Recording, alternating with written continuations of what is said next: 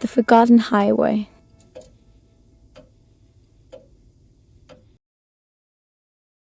Chapter 1. The Move.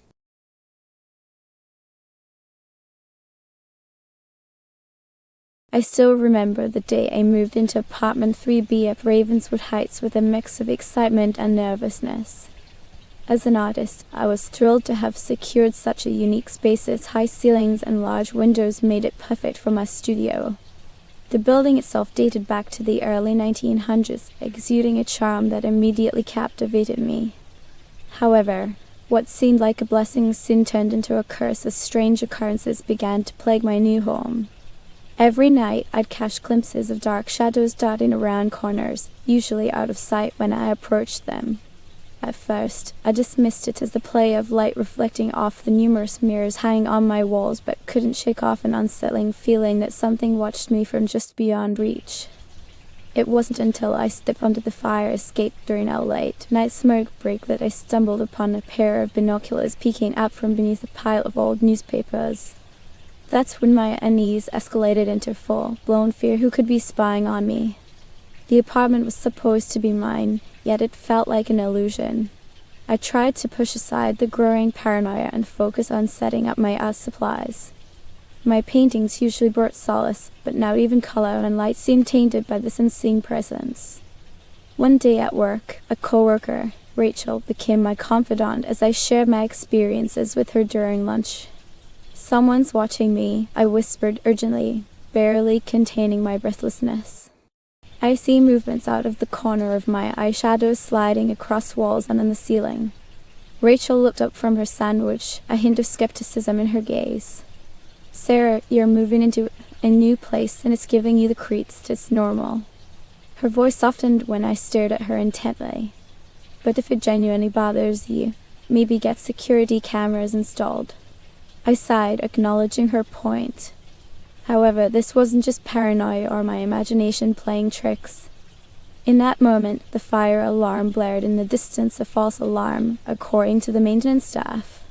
Outside, people scurried about, unaware of what truly disturbed me. As I headed home, darkness seemed to follow. Every step echoed in an unnatural silence, as if something tracked my path. Night fell, and I finally settled into my bed, binoculars on my nightstand for proof, a tangible reminder of the stalker's presence. In the stillness, shadows materialized behind the curtains, growing larger until they formed a tall figure with shoulders hunched in an observing posture. My heart pounded as it vanished just as suddenly as it appeared. Heart pounding, I grabbed the binoculars and pointed them outside. The lens revealed nothing but the dimly lit streets below. Tension twisted my gut as footsteps echoed from within the building, unmistakable male step. With trembling hands, I focused on a shadowy figure descending to the ground floor and then out of sight into the night. My room transformed into a cold cage.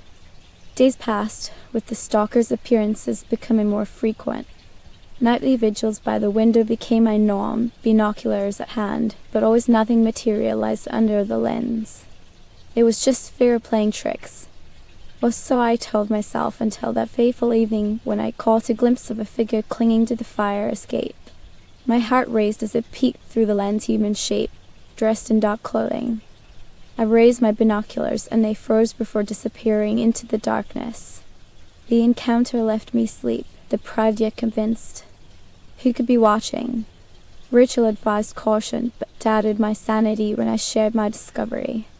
Her indifference solidified my resolve to prove this intruder's existence.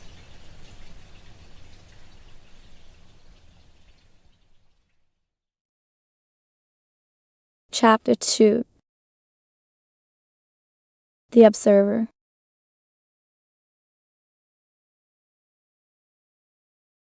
With my binoculars as proof, I decided to set up cameras around the apartment, a plan hashed over numerous sleepless nights. These turned into weeks and still no conclusive evidence. Weeks turned into months. The cameras remained idle, collecting dust in a corner of my mind. One evening, while painting near the window, I witnessed the binocular-wielding figure reappear, their outline unmistakable against the night sky. Breath caught in my throat as they climbed up and vanished in the fire escape once more. The following morning, I reviewed footage with trembling hands, an unidentifiable figure darting between shadows. A shapeless silhouette, no features to identify or distinguish. Determined for answers, I approached Mr. Jenkins from apartment 2B, a quiet man in his late 60s who often nodded when passing by my door but never spoke. "Excuse me," I said as he opened it, startled. "I need some advice. Strangely, someone has been watching me." He cleared his throat, an unusual flush creeping up his neck. Strange neighbors sometimes get curious. His eyes darted back and forth between mine. "Have you spoken to Mr. Welling? He's been in the building a while, probably thinks he owns the place. Just be patient, it'll pass." I forced a smile, sensing an unspoken warning. That night, I knocked on his door again. No response. The following evening, Mr. Welling answered with a stern expression. "Please don't bother me about this nonsense," he grumbled before slamming the door shut. In the darkness, knocking sounded, not just any knock but violent thuds that reverberated through my apartment like a sledgehammer on wood. The noise intensified, and I pressed an ear against the wall, recognizing them as coming from Mr. Jenkins' apartment. His eyes widened when I told him about it at breakfast over coffee. "He's been hearing strange noises too," he admitted with a tremble in his voice. "I've tried to talk sense into him, no avail." An icy gust swept through me, the fire alarm blaring outside our window. We rushed out, finding nothing amiss. Jenkins hesitated as we returned. "You should leave." These turned to weeks, and those knocks became a relentless assault on my eardrums, making it difficult to focus on work. One evening during a particularly violent bout of knocking, I spotted the binocular figure through my window, unmistakable this time. With shaky hands, I grabbed the binoculars, aiming them at Mr. Jenkins' apartment. His door hung open, he cowered against his kitchen counter. Shadows danced along the walls as he pleaded for help. In a state of panic, I sprinted to his flat, but before I could react, a figure leapt up from darkness, wrapping him in an arm. I stared at the sight, a woman with pale skin and jet black hair, clad in a dark coat, cinched up tight under her chin. "Please don't be afraid," she said in a low voice, releasing Mr. Jenkins. "You're not ready for what's out there." What is?" I stuttered. He swallowed hard, taking a shaky breath. "Wraiths, creatures you can't fathom." The woman ushered him back into his apartment before he closed the door behind them both. In that eerie silence, I realized I'd stumbled upon something far more sinister than an eccentric viewer.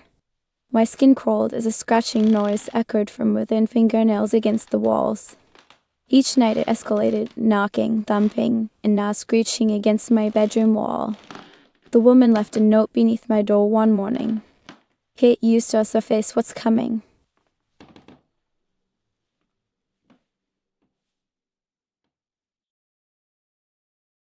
Chapter 3. The Discovery.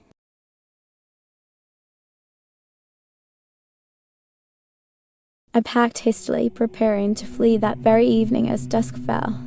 On the way out, Mr. Jenkins confronted me in the hallway, his eyes red-rimmed. "She said they'd come for you. Please listen." Before he could explain, a screeching crescendo began from my room. I entered to find them etched into the wall. "Get used to US." The scratching intensified as Mr. Jenkins followed behind me, gasping and clutching his chest. "Listen," he whispered in desperation. "I used to see things too, the woman an outcast, but your energy attracted her attention." Shadows coalesced within the room, swirling around us. We backed away from claw marks tracing patterns along the walls. In a flash of movement and blinding light, there were upon me human silhouettes engulfed by inky darkness. Mr. Jenkins fell beside me, gasping for air. In his final moments, he whispered, "The woman is an outcast. Wraiths don't show themselves unless drawn. You've been chosen." His eyes widened before dinning. I stumbled back as they swelled around us, dark shapes with claws and eyes that glowed like embers. A pale woman washed from the fire escaped Mr. Jenkins' lifeless body cradled in her arms, a smile flickering on her face. She descended, leaving him behind before approaching me. "A curious soul. You have been chosen. Welcome." Ethereal beings swirled around us as they descended the iron ladders, each shape more terrifying than the last. The scratching resumed, insistent and loud, echoing through my room. I met her gaze, our eyes locked. No human could hold such an unblinking stare. In a moment that would haunt me forever, she whispered, "You're one of us now." Ethereal creatures surrounded us as they poured in like a tide. In the chaos, Mr. Jenkins' blood spread across the floor beneath them.